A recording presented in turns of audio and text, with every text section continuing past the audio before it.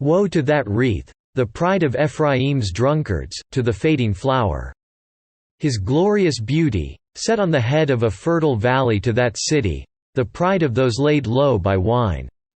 See, the Lord has one who is powerful and strong. Like a hailstorm and a destructive wind, like a driving rain and a flooding downpour, he will throw it forcefully to the ground. That wreath, the pride of Ephraim's drunkards, will be trampled underfoot. That fading flower, his glorious beauty, set on the head of a fertile valley, will be like a fig ripe before harvest. As soon as someone sees it and takes it in his hand, he swallows it. In that day the Lord Almighty will be a glorious crown, a beautiful wreath for the remnant of his people. He will be a spirit of justice to him who sits in judgment, a source of strength to those who turn back the battle at the gate. And these also stagger from wine and reel from beer. Priests and prophets stagger from beer and are befuddled with wine. They reel from beer. They stagger when seeing visions, they stumble when rendering decisions. All the tables are covered with vomit, and there is not a spot without filth.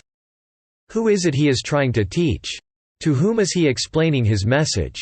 To children weaned from their milk, to those just taken from the breast? For it is do and do, do and do, rule on rule, rule on rule, a little here, a little there. Very well then, with foreign lips and strange tongues God will speak to this people.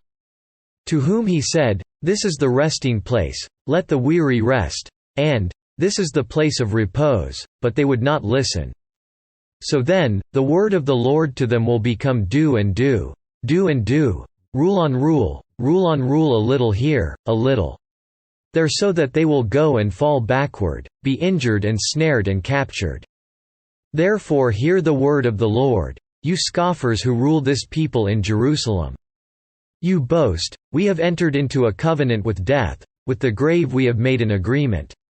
When an overwhelming scourge sweeps by, it cannot touch us, for we have made a lie our refuge and falsehood our hiding place. So this is what the sovereign Lord says, See, I lay a stone in Zion. A tested stone, a precious cornerstone for a sure foundation. The one who trusts will never be dismayed. I will make justice the measuring line and righteousness the plumb line. Hail will sweep away your refuge, the lie, and water will overflow your hiding place. Your covenant with death will be annulled, your agreement with the grave will not stand.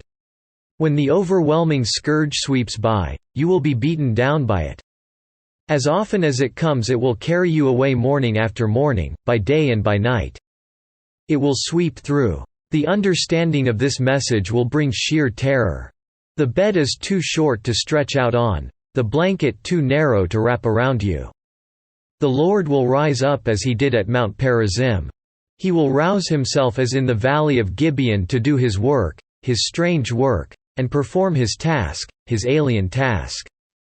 Now stop your mocking, or your chains will become heavier. The Lord Almighty, has told me of the destruction decreed against the whole land.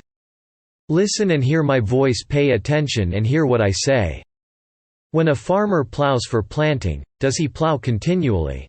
Does he keep on breaking up and harrowing the soil? When he has leveled the surface, does he not sow caraway and scatter cumin? Does he not plant wheat in its place, barley in its plot, and spelt in its field? His God instructs him and teaches him the right way. Caraway is not threshed with a sledge, nor is a cartwheel rolled over cumin. Caraway is beaten out with a rod, and cumin with a stick. Grain must be ground to make bread, so one does not go on threshing it forever. Though he drives the wheels of his threshing cart over it, his horses do not grind it. All this also comes from the Lord Almighty, wonderful in counsel and magnificent in wisdom.